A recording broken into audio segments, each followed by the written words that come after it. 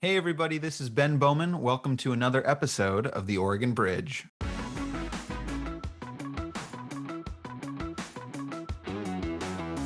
I don't think you can take Portland out of Oregon and understand Portland. And in fact, as much as we talk about the urban-rural divide in Oregon, which is as true here as in any state, that cultural and economic and geographic divide is so real in our nation. Corruption in government, we won't accept it. Social movements, the Black Lives Matter movement is not the first, right? That these conversations have been going on in our city for quite some time with regard to justice.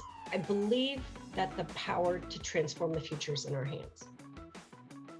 All right, folks, I will keep it brief this week. Alex is not here for the intro, but we had an exciting guest this week. We had Sarah Iannarone, a very well-known name in Portland circles. She's ran twice for mayor of Portland, and in 2020, she came very close to winning the election. She got in the low 40s. Mayor Ted Wheeler got in the high 40s, and a write-in candidate named Teresa Rayford split the difference. And a lot of folks speculate that if Rayford wasn't in the race, that Sarah Iannarone may have become mayor. So she's very prominent in the Portland political community. She's now the executive director of the Street Trust. And before that, she had a bunch of non-political jobs too, as we talk about. She worked as a chef. She worked as a small business owner. She's worked in academia and small business, academia and higher education. And done a lot on urban policy, land use planning, transportation policy, et cetera. So we talk about transportation policy in more depth in this episode than we have in previous, which I thought was really interesting and useful.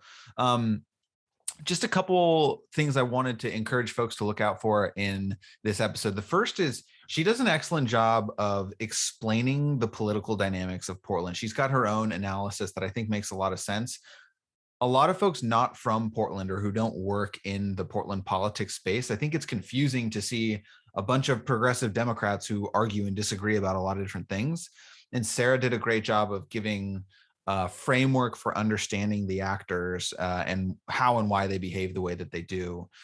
So that happens relatively quickly out of the gate. Then we talk about another answer to look for is her analysis for why she lost the race for mayor. Which I found enlightening and interesting. There's, obviously 2020 was a wild election. We mentioned that in the episode with Jimmy Crumpacker, but she's got some specific reasons about this race and these candidates that I think are interesting. And then, of course, we move to the policy space where there's a good healthy dialogue between Sarah and Alex about competing visions on transportation policy, electric cars, expanding highways or investing in other transportation infrastructure, how it all kind of fits together. So I hope it's useful for listeners to hear this episode. But we made it to January. We're in 2022. Congratulations on making it this far. Thanks for sticking with us on the podcast. And if you haven't yet, please give us a 5-star review wherever you listen to podcasts. And don't forget to subscribe.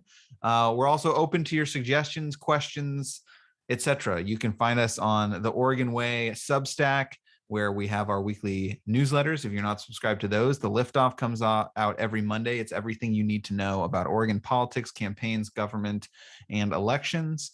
And then the Way comes out on Fridays, and it's the most important op-ed pieces that you need to know about what leaders in Oregon are saying about the issues of the day. So highly recommend you subscribe to the newsletter, and hit us up if you have any questions, suggestions, or anybody you want us to interview on the podcast. All right, let's jump in. All right, everyone. Welcome to the interview with Sarah Iannarone. First, Sarah, did I pronounce your last name correctly? You did.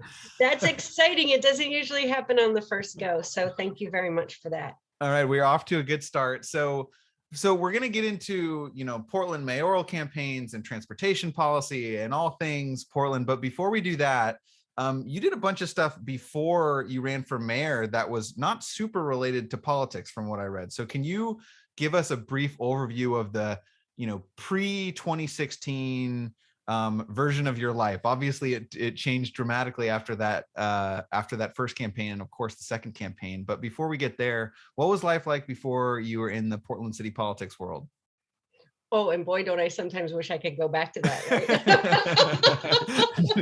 right? No doubt about that. Yeah. Once the can of worms is out, it's you cannot put that back in. So I grew up in a small working class town called Fulton, New York. My dad worked at the Nestle factory, and when it rained, it smelled like chocolate there.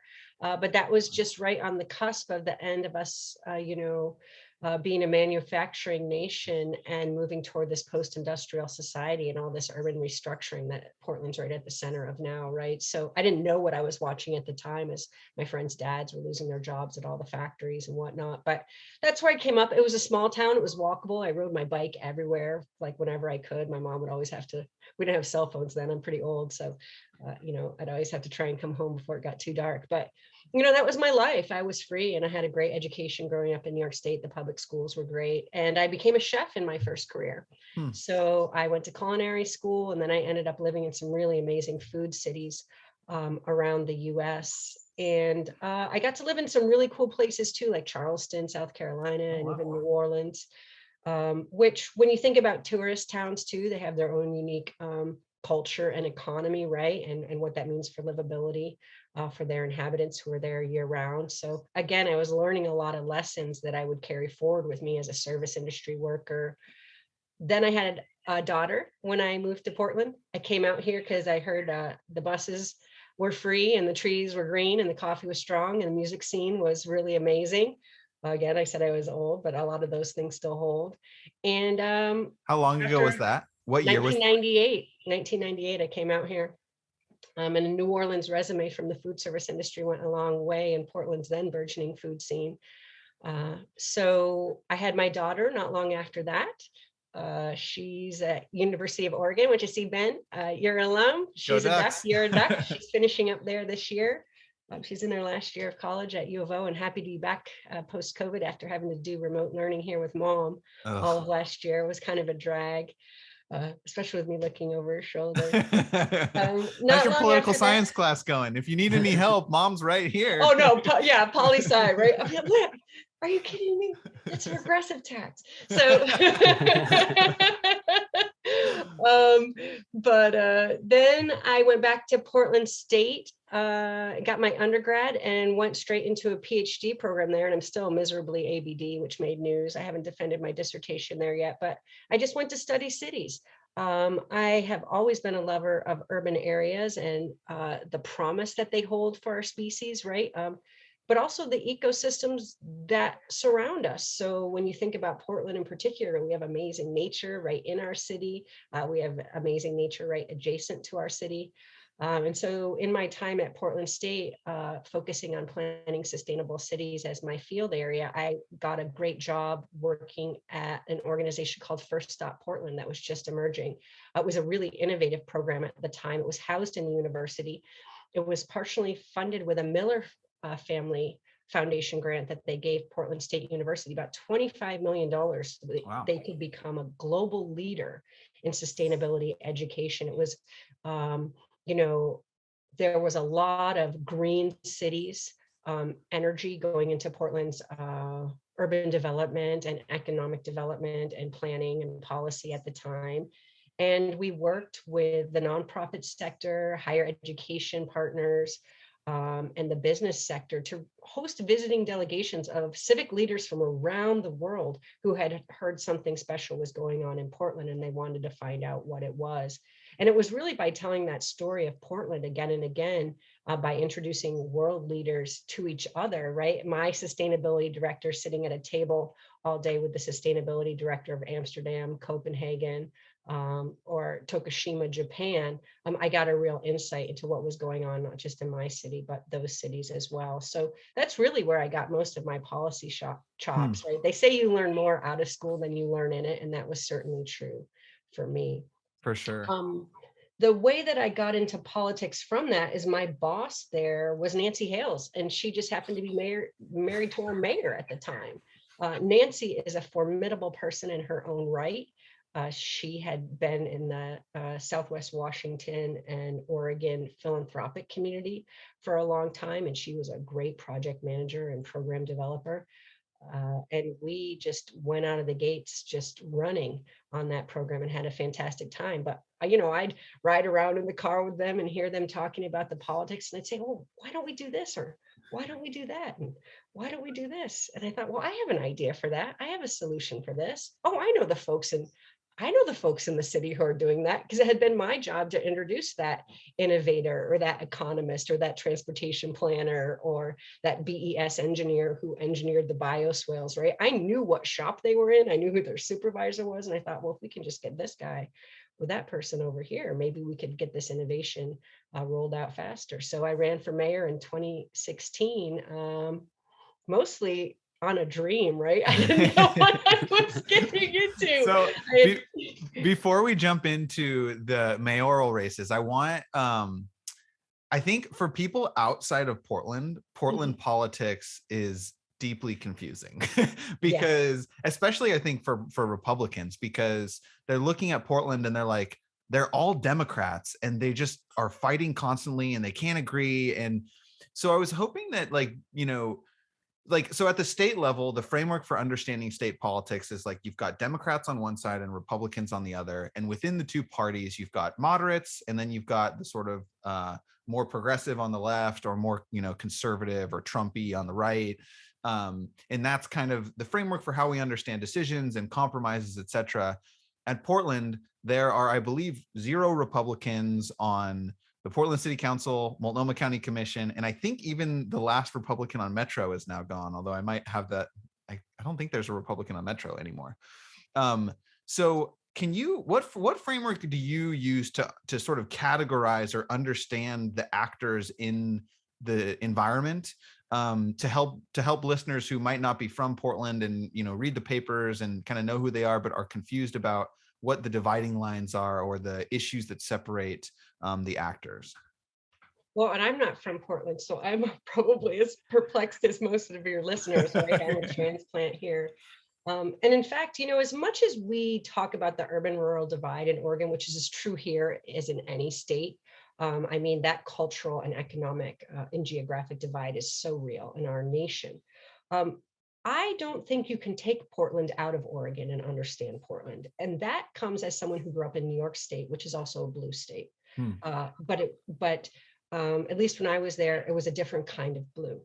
And maybe what we have here in Portland is some blue and some green and some other shades along the spectrum. It's not just a blue or red question.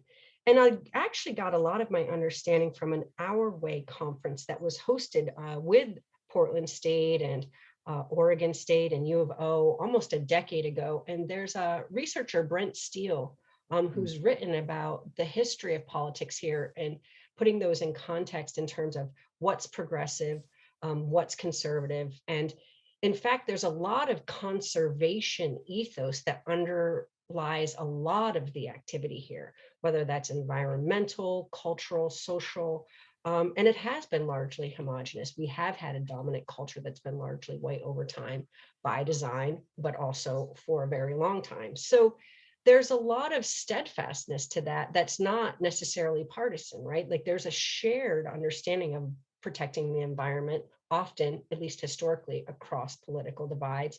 Also a shared bit of that westward expansion, independence in our economics, right? So that libertarian strain that undergirds a lot of what goes on here as well with regard to taxation and finance. I don't think that was necessarily a partisan understanding. It seemed to me like it was more widely shared in that Oregon way or that Oregonian ethos. And then just that healthy commitment to democracy. So when you think about SB 100 and public participation being that #1 value in those statewide planning goals, and the fact that we value a robust civic engagement here, we demand transparency from our government here. Neither side here really likes corruption in government. We won't accept it, right? So there are a lot of threads that connect Portland, the city in Oregon, to our neighbors across the state. it's really the transformation, again, this post-industrial restructuring and urbanization and even cosmopolitanization, that I think has been quite an upheaval for Portland, as those historically what I would call more progressive enviros that were dominant in the local scene, maybe back in the 70s, 80s, and into the 90s, has now been come up alongside a lot more progressive, radical social movements. The Black Lives Matter movement is not the first, right? That these conversations have been going on in our city for quite some time with regard to justice, migration, the housing crisis that people migrating not just from the US, but all around the world to our city have created. But then our shared goals and how we navigate the course to them. Things in Portland aren't always contested on the policy side to the extent they are on the candidate side. And that may even be by virtue of us sharing values, but not always sharing a pathway to realize them. So that's how I tend to approach it. And when it comes right down to the nitty gritty, I don't always understand it myself. And as you can see, I lost my election. I only got 41% of the vote. So I didn't understand it well enough to get on top of it. But it does seem, yeah, go ahead. Let me I'll do one. I'm monopolizing, so I will ask this and then Alex ask some of his questions. But so when I think of so I think of like, you've got Ted Wheeler on one side, and you probably put, for most issues, Mingus Maps and Dan Ryan are broadly aligned on that side. And then on the other side, I put you in that category of maybe I would describe as like the progressive side, and Joanne Hardesty and maybe Chloe Eudaly. What actually separates those two groups of people? I mean, you're all Democrats. You all would probably identify as progressive Democrats if asked, but it's hard to put my finger on precisely what the separation is. Do you have a sense of, first, do you agree with that rough grouping? And B, what separates the two? Well, Fox News just puts us all in one bucket, right? Right. So does Alex. Alex is like, they're all the same. I would say that, at least in my end of the universe, the separation comes from liberalism, and neoliberalism is where you would find the Ted Wheelers, the Dan Ryans, and maybe the Mingus Maps. How do you say maps in the plural?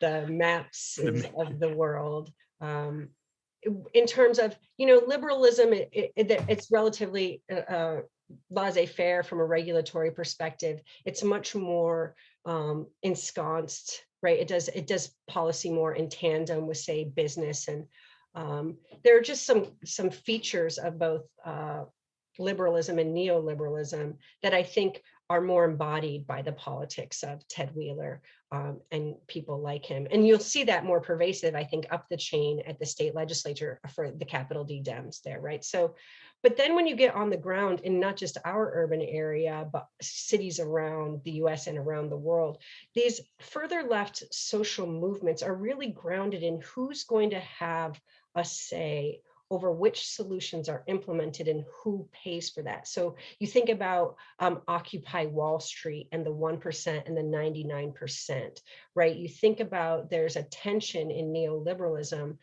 of maybe we shouldn't be so tight with government in shaping these urban solutions. Maybe those should come straight from the grassroots and straight from the people in the streets, and that there should be a wealth distribution component of that, or that there should be more social welfare programs, almost more New Deal like, right? Where we have more cooperative housing and things like that is where I would look at, when you look at Eudaly, the renter protections, the kind of guardrails she was trying to put around those vulnerable residents is where that really comes from. And the same with Hardesty for police oversight, which is around community-led solutions to our public safety issues. AOC is there, right? Are these folks that support a Green New Deal, see us being able to build an economy post-fossil fuels, and just want to work with a little bit greater urgency on that straight from the streets, as opposed to at this higher echelon of the grass tops and some of the more institutionalized power. That's super helpful analysis. Thank you. Alex, over to you. And Sarah, I do want to ask you one little more of a philosophical question before I ask you about your runs for mayor, because you mentioned it either 2 or 3 times now. You've mentioned sort of the change, not just in the country, but also in Oregon, kind of moving away from heavy industry, industrialization, more towards, sort of the services economy or whatever you want to call it. And I know at least what is sort of, I think in the vein of Trump, but also in the vein of Bernie Sanders, like those sorts of issues really came to face in the 2016 election. I actually think in the 2020 election too, because Joe Biden talks about this sort of thing quite a lot as well. I'm curious from your perspective, because you've mentioned it twice, like what is the sort of political change kind of in like, as the economy has changed, like how have you seen that political change in Oregon? I personally think, at least from what it's probably caused, is like a lot more partisanship on both sides, kind of as you've seen like job loss, both in heavy industry, you could say the timber industry and other sort of like industries like that. But I'm kind of curious because clearly you've like thought a lot about this. I mean, you mentioned it multiple times of like, how have you seen that kind of shape the politics since you've been here? And maybe how has it shaped your politics as well? That's such a thought-provoking question. It's really interesting that I came in kind of on the cusp of Portland's apex, right, as this mid-tier city in urban transformation. I always think about South Waterfront as the perfect illustration for people in their heads, where you have this former shipyard deconstructed to harbor, Superfund cleanup site, to now biotech R&D multimodal nexus, right? It's like, it seems a bit of a petri dish for that urban experimentation. So it does sit concretely in my mind. It's not just a philosophical question, but I do think that the politics behind it,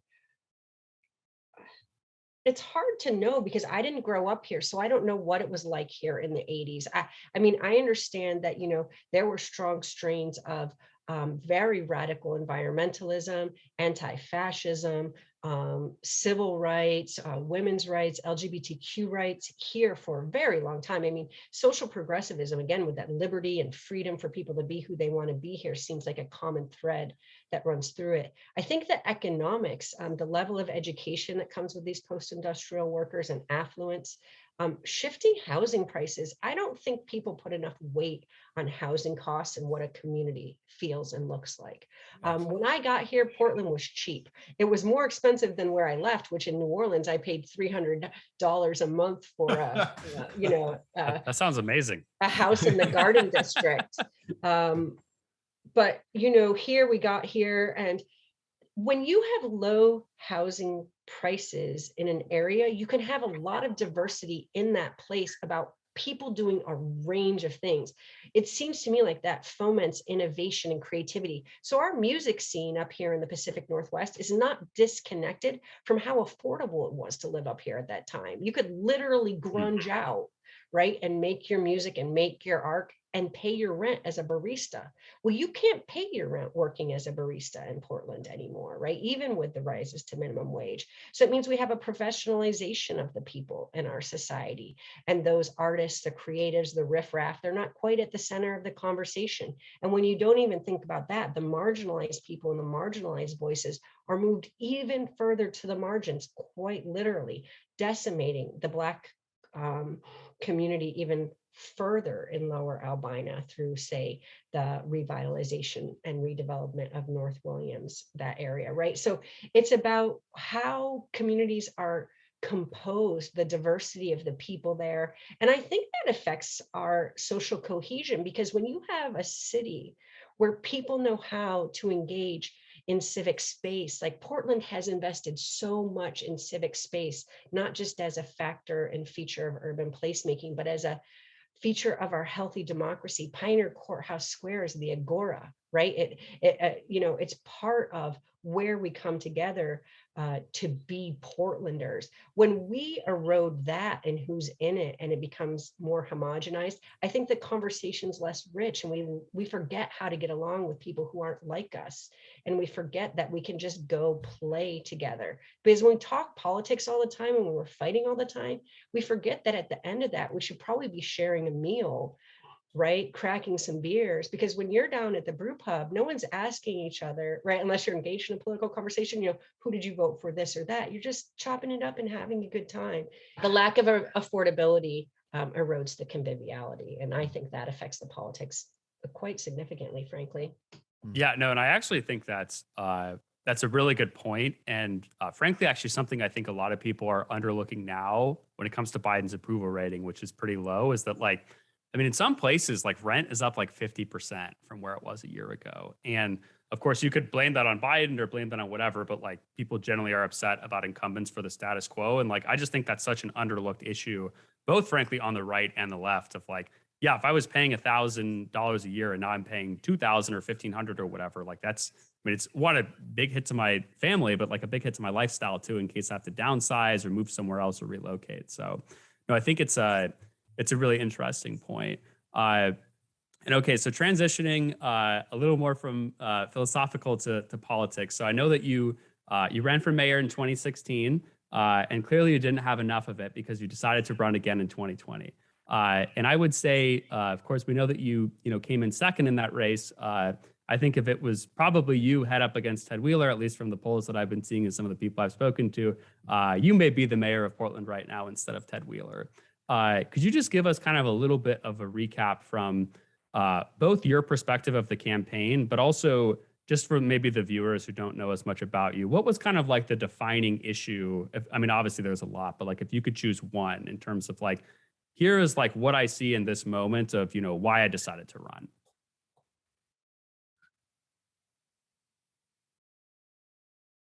All right, we're taking me throwbacks now. I mean, when it comes right down to it, it really came down to who was going to have a say over the future of Portland, right? Was it going to be this more elite guy, Ivy League educated, financier background, fourth generation or whatever. He has like a generational timeline that he puts forward. I'm this many generations Oregonian. And it's establishment, right? You have this establishment person who represents certain things to certain people. For the downtown business class, it represented, certainty and connection and maybe even shared interests. What I was bringing was something different, was like, hey, bring Portland back its edge. Like, hey, get Portland this, People's Republic of Portland vibe back. It used to be on t-shirts when I first moved here, right? Like we embraced our radicalism a bit as our brand. And over time, I don't know if it was, as a result of, or just, at the same time as our green city brand growing, we moved away from our raffetedness. It's the second time I've used that term, but just us being a little bit more rough around the edges as part of our cachet, that authenticity that made us the darling of the New York Times, back in 2010, 2011, and 2012. In my sense, what really spoke to people was that I was willing to say, hey, I had the formula for what made us hip and desirable then, which was rapid innovation on urban sustainability, a multimodal city, this place that was very urbane and yet connected to nature and had a vibrant civic, realm, versus this more, like I would say, standardized, if you will, professional city, which I think Ted Wheeler represents. That's at the core of it.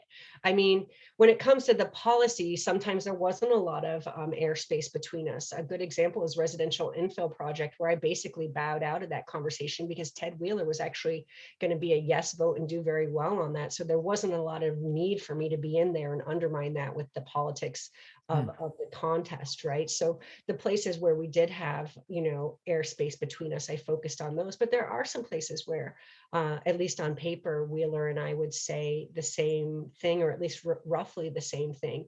And it's just potentially a matter of priority setting, or how much money goes toward what are the methods that we would use to get there. And then there's some things that we're radically different on. So, and I know this is not the most fun I also lost a campaign in 2020. So I know it's not always fun to look back, but 2020 was a challenging campaign for all of the reasons. We actually talked to Jimmy Crumpacker last week. Good old Jimmy Crumpacker. How's he doing? Is he running for office again too? He is running for office again. But we were talking about why 2020 is what like the unique challenges of 2020. And so the onset of COVID was one, which for the division that we talked about earlier, I think on your side is much more grassroots, which means more door knocking, more phone calling, like all that. So that gets taken out of the what's the word, the utility belt, basically. Mhm. And the other dynamic that I still find fascinating is the racial justice dynamic. This was the summer of racial justice, and there were these, and I believe you were at those protests in downtown Quite a few, Portland. yeah.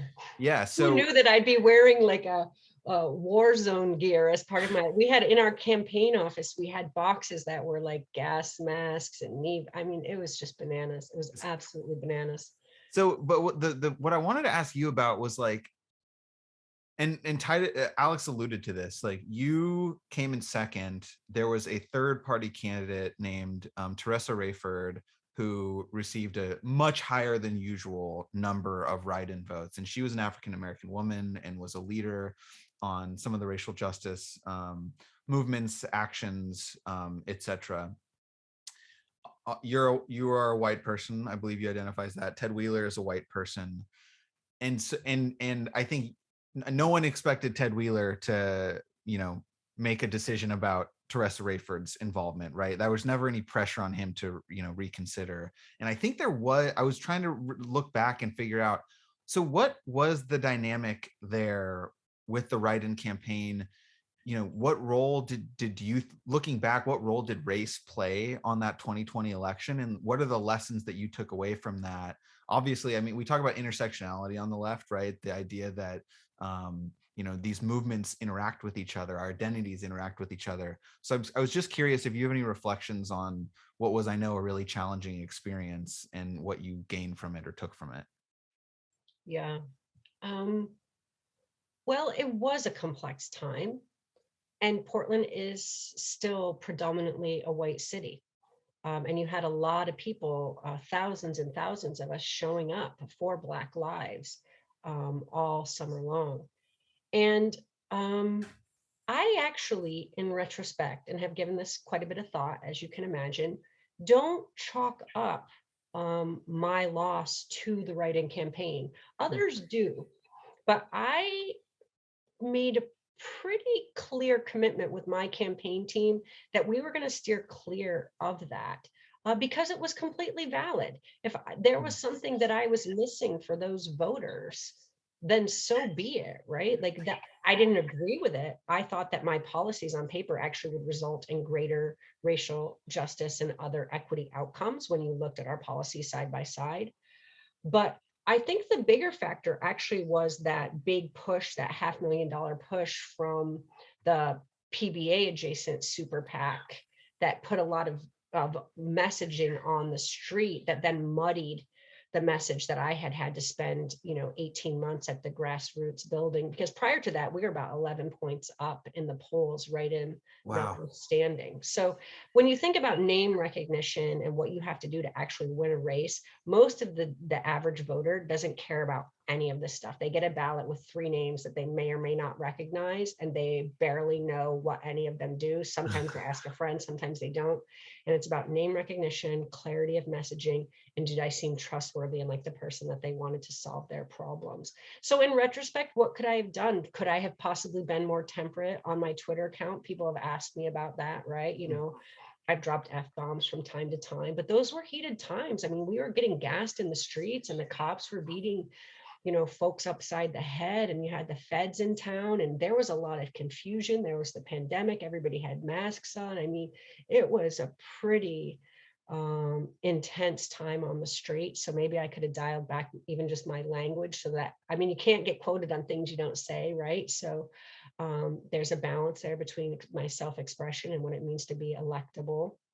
And I do think, and we don't get to talk about this too much, but I do think there's still a pretty strong strain of misogyny in politics about who's just perceived as a leader, like from the jump. Like if you were to put a picture of Wheeler and a picture of me side by side, I'm guessing based on cognitive bias, a lot of people would just die for that, white male candidate just on instinct or training, So, there are a lot of factors. I just think it was a perfect storm, and maybe they did me a favor. Right? Maybe the voters of Portland did me they were a looking favor. out for you. Yeah, because I'm so happy that I'm working now on issues that are so important, and I get to focus, on especially that transportation and the climate justice aspect of transportation, which we know with the Biden infrastructure bill, it's such a opportune moment for people to be working in that sector right now and transforming things on the ground. So who knows? Everything happens for a reason, but I'm not sure if that's a satisfactory answer for you or not. But that's just my bit of reflection that I've had to give that issue over time. No, I think that's really interesting and helpful. And you also transitioned really well to the policy section, which is our next section. But last quick question before we go on to that. Given these two experiences, and I think you probably had a more challenging electoral campaign experience than most first and second time candidates, but are you open to the idea of running for office again? Or are you like, you know what, that I don't want to go through that again? People ask me that a lot. I believe it. Especially before whatever little bit of political cachet I have completely dwindles to nothing. But they, it's just a matter, I never aspired to be in elected office to begin with. So none of my personal aspirations have ever been tied to that. Both of my bids were, I think, spurred by a personal aspiration to live my values in the world with whatever privilege and power I could bring to them, so that the solutions that I think and know are the best are the ones that get implemented. And whatever tools I have, I would do that. So in 2016, it really was about, thinking about what the conversation would even be, right? And then in 2020, it was like, what are the solutions to these major challenges that Portland's facing? Who's going to get to say how we work those out? By what mechanisms and with what money, was what it was really an interrogation of. I can do that sometimes from in office. Maybe I'll do it from other places. But for me, it's always about getting the power available, whatever I can grasp, to put it toward those solutions that I think are the best ones in the time. It's mostly, I guess I would say I'm an opportunist. I'm an opportunist on that front, right? I mean, if it's running for office, so be it. But I think there are probably a lot of other ways too that I could do that. Totally. That totally makes sense to me. Okay, so you wrote a piece for the Oregon Way, and it was called, I want to get the title right. It was called From Gridlock to Greatness, How to Move Oregon Forward. It was a very popular piece. We got a bunch of new subscribers from people sharing it. And one excerpt from it that I thought was like the great sort of summary here is, we cannot build ourselves out of the congestion hole with freeway expansions. So ODOT needs to put down its shovels and stop digging. Can you summarize for listeners your vision for the future of transportation in Oregon? And then I'll hand to Alex for a follow-up. Sure. I mean, that's my whole job right now. I didn't spend six hours prior to this on a meeting about an interstate bridge at Metro for nothing, right? It's really this moment that we have where we can look at this 20th century transportation mode, which we engineered and poured a lot of concrete to create. It doesn't meet the moment. I mean, I was sitting there while my mom lives outside of DC. And so I called her about the gridlock there with the storm, right? And you had Tim Kaine like 26 hours in tweeting from I-95. Yeah, I saw that. I'm down to my last orange segment or whatever, right? And the thing is these systems that we have aren't resilient either. I mean, we're spewing greenhouse gas pollution into the air. People are stuck in gridlock all over this country, not just Portland. Housing prices in urban centers are pushing people to the fringes of urban areas all around. I just heard a report on Austin being the most expensive rental market in the US this morning. I just heard that report, right? So you think about a Texas form of this, right? And I just go back to that again, those 1960s and 70s enviros here who thought, well, we actually do need urban growth boundaries around our urban centers to constrain sprawl and create compact centers so people don't have to drive as much. It's literally the law of Oregon, right? And it's the law of Oregon that we need to make sure that we're integrating land use and transportation planning to keep people compact so that we don't sprawl into our precious farm and forest land. It's the law. And the fact that all of our transportation investments need to realize that the 1991, I think it's the TSP, I always get all the transportation acronyms mixed up, but that transportation planning rule was basically that all transportation investments should be subordinate to that aim, right? So that we are going to build transportation infrastructure to realize those spatial planning goals. That's our mandate. And so you've got a government like Metro where they should be the watchdogs of this, constantly integrating land use and transportation planning so people have compact, walkable neighborhoods connected by transit. We should be thinking about things like inner city transit. My daughter was so bummed to lose the Bolt bus because she doesn't have that efficient way back and forth from Eugene to Portland anymore, right? We think about things like safe routes to school and every trip. I hate seeing cars like lined up outside the front of a school, picking kids up and dropping them off from school. Each one of those is a trip we could save if we had those kids safe routes to schools, and those schools where they lived were high quality, right? So there's so many systemic ways that we can reduce people's dependence on the privately owned automobile that are safer, healthier, more joyful in my experience. I have an e-bike now and I rip around this city on that e-bike and I have the time of my life. But people have all different kinds of things that they like to do. And so if we can make it so that they have that option of living where they want, that we have good jobs so that people don't have to go too far to get the employment that they need and want, and then they have the mobility tools to move them between those, like we have a nice life, right? That is a good way of life. And then for our rural Oregonians, that should not come at their expense, right? They should have what they need where they live. But I focus on urban areas because I know I can fit, 60, 70, 80 people on a TriMet bus because I have that demand here, and you may not have that in a rural area. So let's focus on cities where we have those compact human settlement patterns where more people changing their behavior more quickly can actually help us reduce our GHG emissions faster. So I want to, I guess, maybe not even push back is the right word, but so a guy who runs a podcast who's a friend of ours, James Ball, they're the Rational Republicans. He's actually running for Metro right now.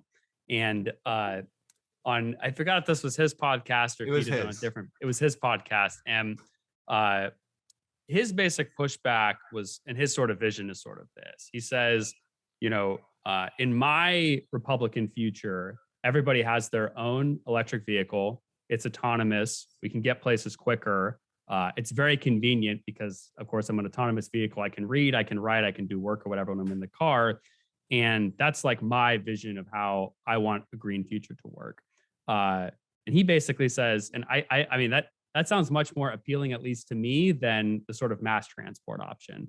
When I used to live in DC. And important to note, he's running in the suburbs, which I think that's a very suburban message, right? Like everybody gets their own car, etc. And the other piece of his argument is he cites, and I'm sure you've got good data on this, Sarah, but he cites relatively low participation rates, even in best case scenarios on public transit. I think in like the 10 to 15% or something like that. But yeah, sorry for interrupting, Alex. I just want to add that. Yeah. And I mean, I used to take the Metro in DC and it was great. It was an easy way to get around. It was really well built. I've just never really had that same feeling about the Max downtown. And like, I've known people who they just don't necessarily feel safe on it. That's obviously kind of a different issue than like the idea behind it. But kind of curious of like your response towards that vision, or like, do you kind of see some of that fitting into your future vision for transportation too? Or like, do you really think that no, mass transportation is the way to go? Well, I don't just think in terms of mass transportation. So that I think that's something to clarify. When I'm talking about a complete multimodal system, high quality public transit is only one part of that. It's a hugely complex system right now. Just a couple of things, a pushback on your friend with the podcast, and I actually should probably go on and talk with him because it sounds like it'd be fun. But there's a bit of technological determinism underlying this technology will save us vibe of autonomous vehicles and EVs. If you look at I-5 right now, and I used to have my campaign office had a window, right? I was down in Produce Row and I could look right out over I-5 congestion, whether that's an internal combustion engine or an electric engine, that's still those vehicles on that road stuck in that roadway, right? So we actually have to reduce vehicle miles traveled, in part because when you think about the principle of induced demand, which is if we widen the road capacity, expand the road capacity so that more vehicles can fit on it, you're actually just going to induce more demand. You're going to induce more people to drive, and you will always end up with congestion if people are left to the drive alone trip. So I've heard that a lot, and I guess I agree with that in some cases. And by no means am I a transportation expert, but like, what if they just built 5 new lanes? I mean, one, I think that would be a great major infrastructure project. It would create a lot of new jobs. And two, I mean, there's not that many people in Oregon anyway. I guess I've just heard that argument, and I guess I'm more sympathetic to it in cities like Austin or maybe like San Francisco. But I just feel like there's one, not that many people here, and like even if you did, you just built so many lanes, it's not like there'd be so many cars to fill the road. Are you talking about the induced demand argument, Titus? Yes, in terms of like that's kind of like the pushback in terms of like, oh, well, you build more lanes, but then like more people would just go on the road. But like, is there a way basically you could either like set things up in terms of the highway or just build so many lanes that like you basically see the returns there without seeing so many new people? That sounds so dystopian to me, but Sarah. I was going to say, I wish induced demand wasn't proven by science, but it actually is. I mean, I can't undo that. We know that that's what happens when you expand the roadway capacity. Joe Courtwright uses a good illustration of free cone day at Ben and Jerry's, right? Have you ever shown up outside of Ben and Jerry's on free cone day and like the line goes around the block? That's induced demand. They've made the cones free and everybody shows up. I mean, that's a very basic illustration, but of induced demand is just induced demand. You're inducing it by creating the capacity to carry it. Well, there's also, it might solve your problem for a year or two, but then you're going to be back in the same boat with more cars that you need to manage, and another lane and another lane and another lane. We have a lot better tools to manage congestion.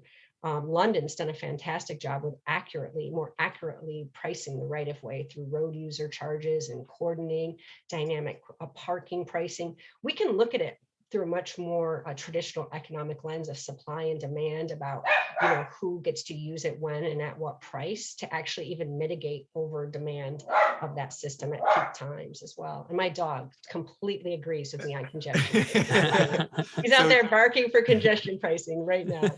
So, and my additional aspect is like, I think, Titus, to your point in your thought experiment, we could create pretty significant expansions of like I-5 between, let's say, like Tigard and Salem. Like, you theoretically could do that, but when you think about like the places with the worst traffic, at least for me when I'm coming in, there's no place to go.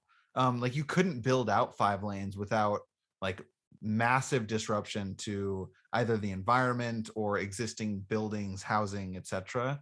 So I think, so what I want to ask about is like picking up, like, I obviously live in Tigard, so I am sympathetic to the suburban perspective, or at least understand it a bit more.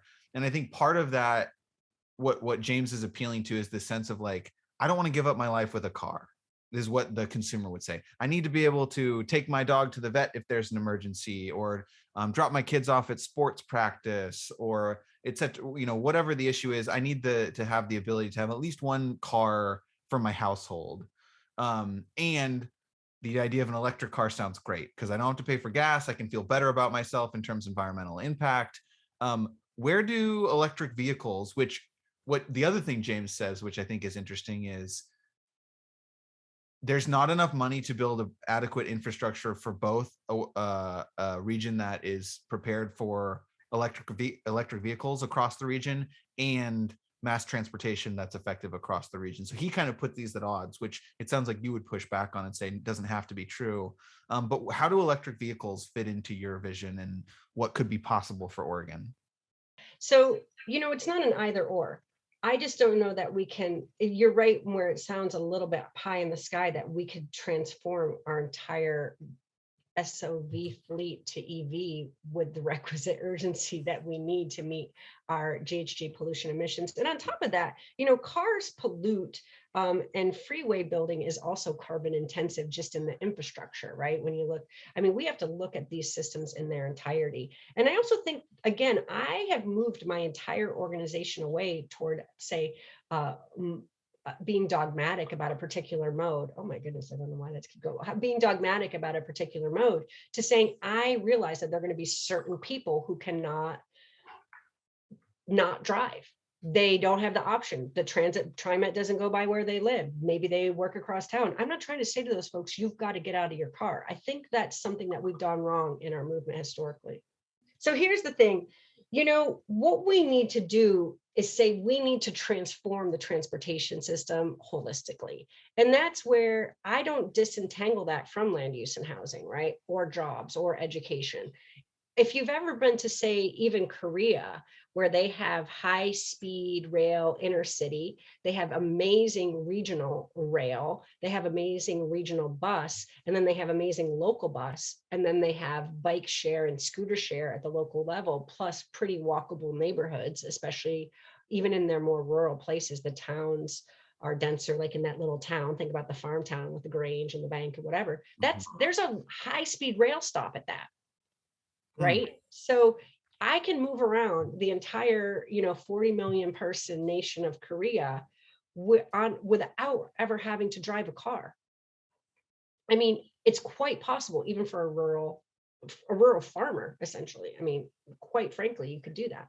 So you can rethink your system toward what you value. It's just, we created a system designed around the automobile. We had Detroit is a brand, right? Yeah, I mean, these lead industrialists were manufacturing, selling cars. It's part of our culture. I mean, you can't tune into an afternoon of sports and not see automobile advertisements and whatever. It's part of our identity as Americans. I mean, weaning us off that toward a different way is going to be a huge cultural shift. There are huge spatial shifts. The infrastructure investments that we need to make have to be holistic and integrated, right? Again, this notion that we should have compact neighborhoods that have everything you need, because I'm live car free, and it can actually be challenging to live like that. I'll tell you, it's the middle of winter here in my neighborhood. I have to keep thinking. It's like playing chess, not checkers, because I have to sometimes think days in advance if I'm going to have to get out to, say, Gresham for a doctor's appointment, because I'm going to have to plan my trip.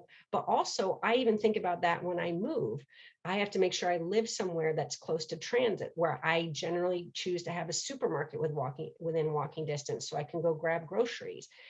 I have to think about these things, and I have privilege, education and resources. What we want to do is get those amenities to as many people as possible, so that extra trip, if I just need, cereal, milk, and bread, can I walk there? Because a lot of people actually like that. Kids like that. When I was a kid, I did that.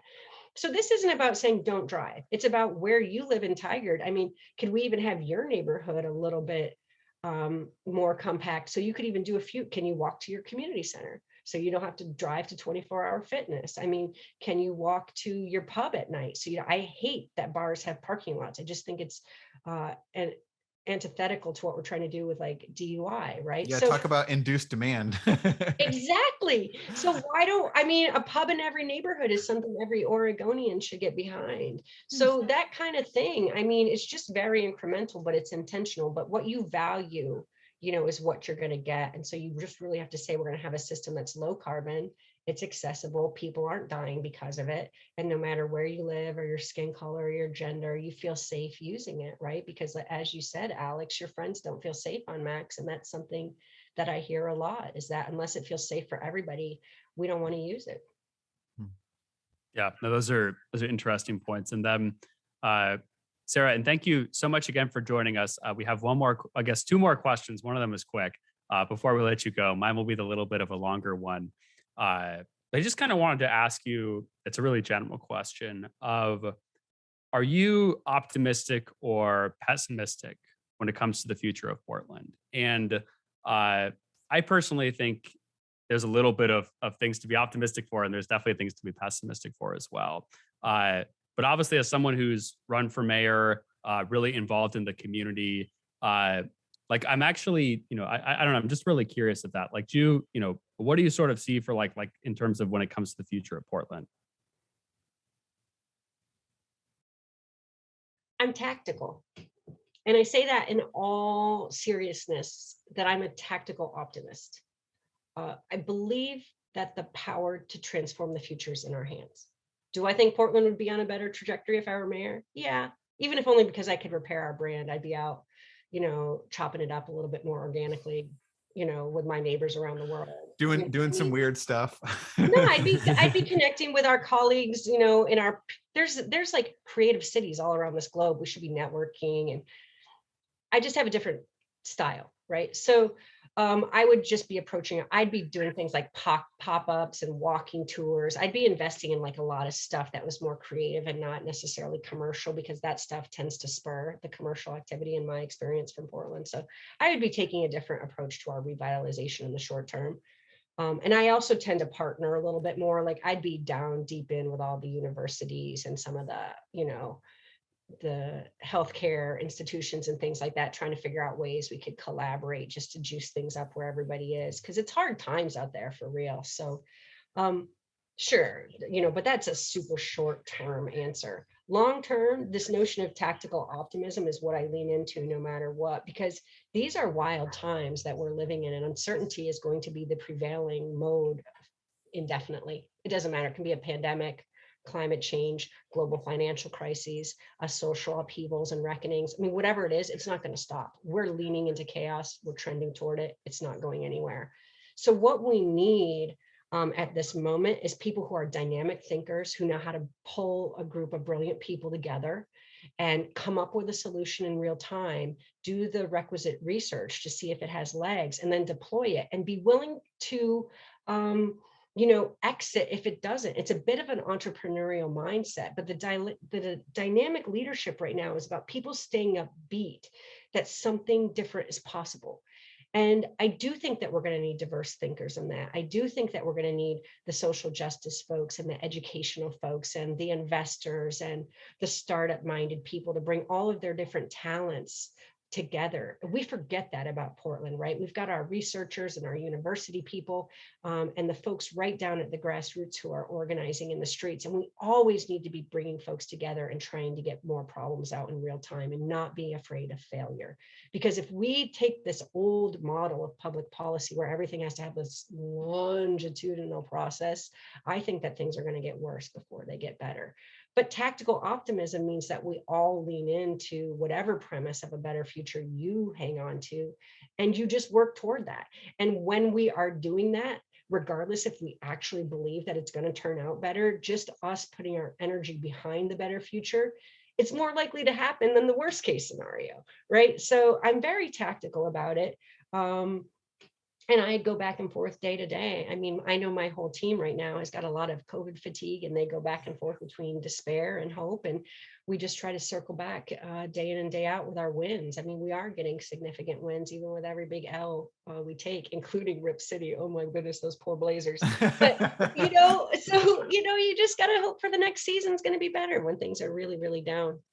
Hope springs eternal. To be fair, they've been saying that a long time for the Blazers. So I don't know if that was the best comparison, but. Well, so Sarah, thank you again for making time. I know we're a little over here and we veered from philosophy to policy to politics, and I really enjoyed the conversation. Our final question is, if a listener is interested in the work you're doing or wants to learn more about your vision or be involved in the work that you're doing, what's the best way for them to be in touch or to learn more? Great. And thanks for having me, guys. I'm sorry I don't do small talk. I always get right into it. No, it's awesome. I'm at thestreettrust.org. You can follow us on all the social medias or go to our website. They're all there. But I just hope everybody has a safe and healthy 2022. That's the most important thing. Stay connected to each other and keep each other safe out there, because we got a long road ahead of us, even on the other side of this pandemic. We got a lot of work to do. So thanks for being in it. I appreciate you. Awesome. Very well said. Everyone, thank you so much for listening. And don't forget to give us a 5-star rating and subscribe. And we'll see you next week. Thanks, everyone.